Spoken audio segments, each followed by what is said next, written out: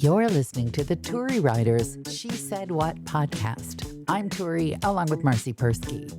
In this installment, the apology that hacks you off and what to do when your axolotl is hungry. I went on my trip to do work, and when I go to California to do work, I try to see people if I can. And one of my friends said, well, this was a nice vacation for you. And I about took her head off. I'm like, vacation? And I listed the 75,000 things that I had to do. Weird people are getting jobs. I think the thing about immigrants are taking our jobs, forget about the politics of that. Let's assume that all kinds of jobs that were formerly held by people are now available to the general public. Some of the general public getting these jobs perhaps were better off before. In their parents' basement. Exactly. I had a guy give me some kind of weird cosmic lecture about replacing a battery in a wireless doorbell. Okay. You realize that this doorbell is wireless. Yes, I said, it's a wireless doorbell. You realize it's communicating with the bell. It could be, I'm like, what? What do you think it's communicating with, Mars? What do you think it's communicating with?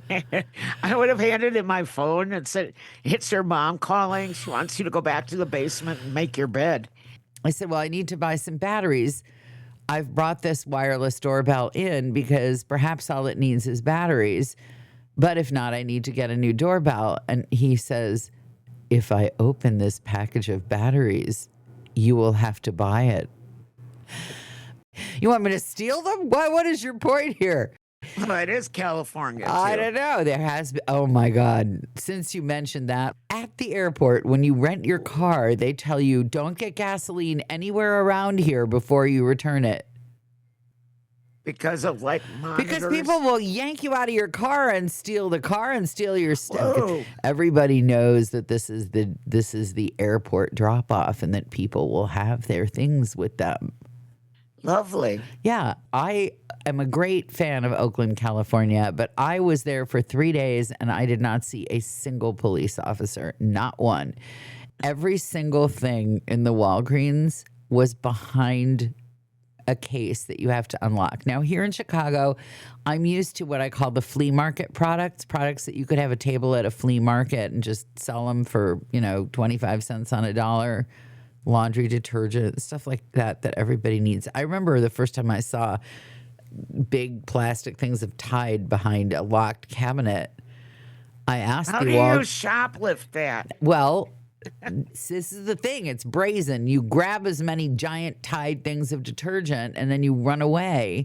And for a while here, again, we're trying not to be political, but for a while here in Chicago, the policy was not to prosecute people for stealing, under $1 million worth of stuff.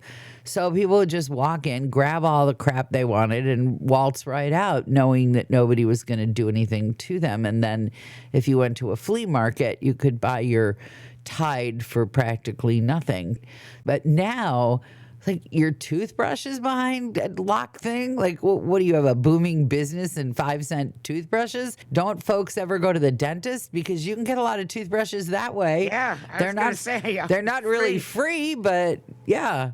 But they can't fit the dentist into a bag and sneak him out of the office. Okay.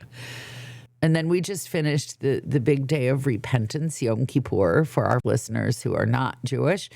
And I've never been annoyed by apologies until it's been building. But this year I finally hit my limit. I got 2 posts on the synagogue bulletin board. And if I've offended anybody this year, I apologize. I'm like, what the F kind of apology is that? It's like, I'm pretty sure I didn't do anything, but if you think I did something, hey, consider yourself apologized to. What is that? That is not an apology. That's humble bragging. That's what that is. That's I'm rubber, you're glue. Yeah, exactly. If you're crazy enough to think I did something to you, then hey, sorry. My spouse and the small cutie were with me at one of these counseling sessions for students. And the spousal unit said, I'm sorry, but I was blah, blah, and blah, blah. And this small cutie looks at him and says, that's not an apology. And I thought, if I've done one thing right as a parent, one thing, it's teach my kids how to apologize properly. Although I think maybe the counselor taught him. And my kid actually schooled the spousal unit. The kid said, here's how you apologize, Dad. I'm sorry I did that. I will do better.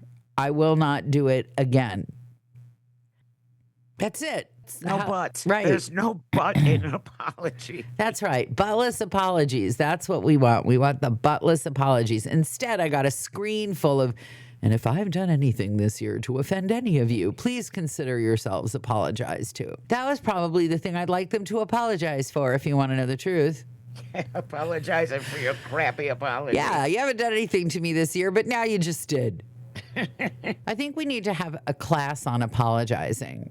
Is there anybody in your life who has trouble apologizing? Yes. We've been going through a similar hell for the last 2 weeks. Really? 2 weeks? Well, my youngest lost her insurance. Ooh. Which therefore means no more therapy. So her behavior has been an issue, and her apologies have been less than sincere. Oh.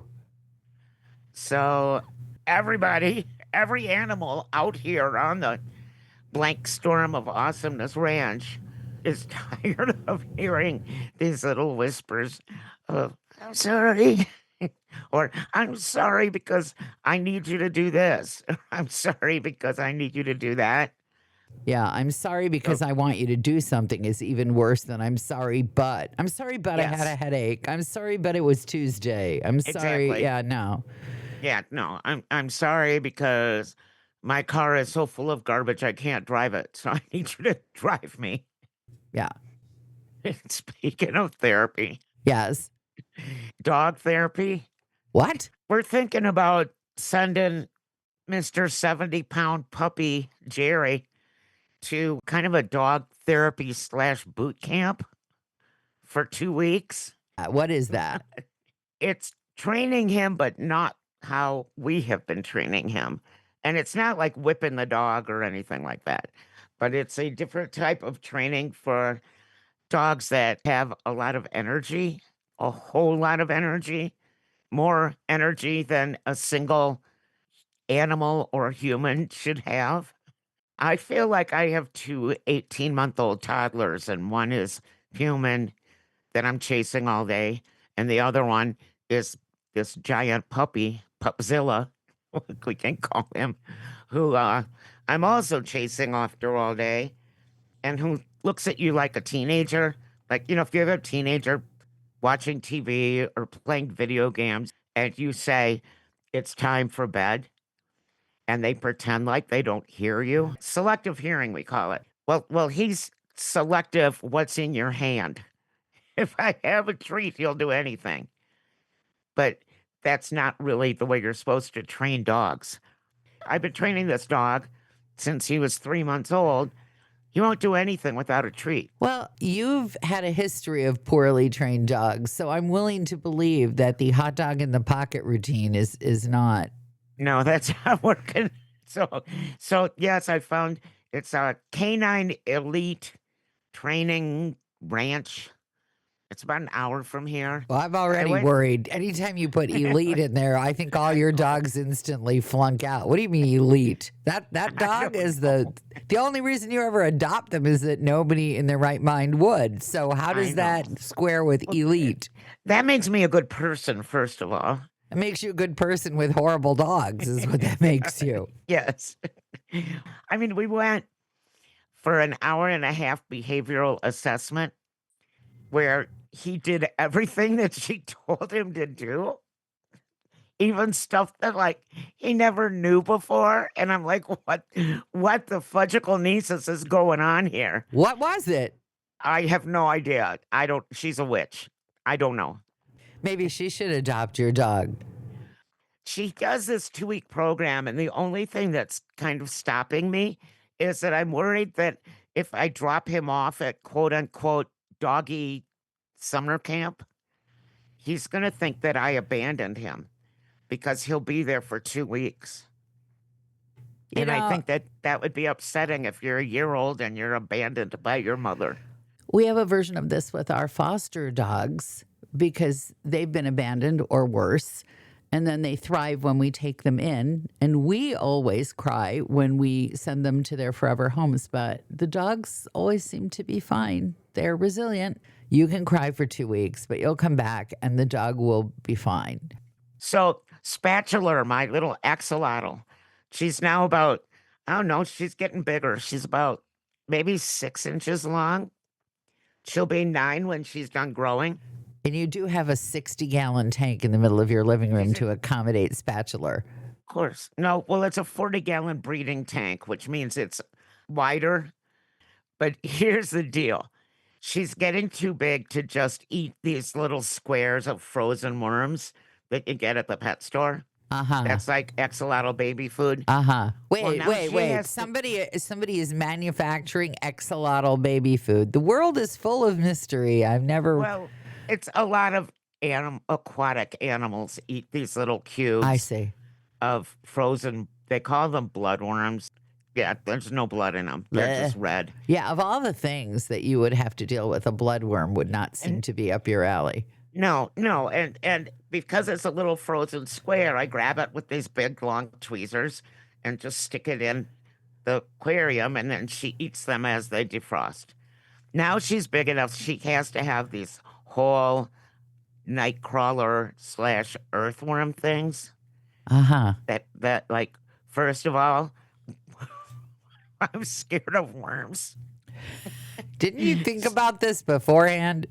Well, I thought I could freeze myself to the concept of, well, this is for Spatula, therefore I shouldn't be afraid because I know that worms don't bite. They're just squishy and nasty. They're not squishy. They're fun. They're like wet spaghetti. Well, you're That supposed moves. to. No, don't say that. I'll never eat spaghetti again. But I have to cut them in half. And I'd love to see this. I would love to be. I know. And where are you doing this? Not in your kitchen, I'm guessing. Well, I have a special area of the kitchen. The worm abattoir counter is where you do this, next to the toaster. But here's the thing. I Yes. need like a giant meat cleaver to do it. So What? that I No, don't. you don't. You can do it with the scissors. No, I can't do. Oh my God. Oh my God. Are you kidding me? Have you met me? No, I needed one of those giant cleavers like they have in the cartoons to just chop it and not look.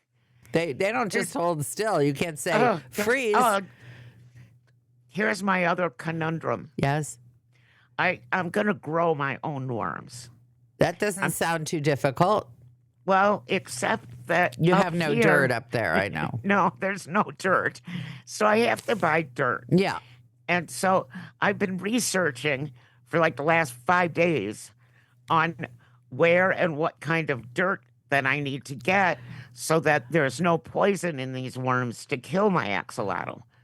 I need like a botanist or whoever's a dirtinist. I hate to A say dirt this, a expert. soil specialist. I hate to say this, but eventually you could compost and get composting worms, and then they would only be eating things that you had eaten and were composting. And I bet Right, your that's what I'm gonna axolotl would do. eat your composting. But they still need to have clean dirt. And then they're smaller, and you'd have to pay attention when you kill them and cut them in half. Oh, why would you say that? They're also smaller, so maybe you wouldn't have to cut them in half. I wish they were like fish, so you could just use like a fish fly, a fake. Here's a rubber worm. Why are you constantly getting these pets that you can't take care I love of? them. What- I've been taking really good care. I bought like this super extra long turkey baster.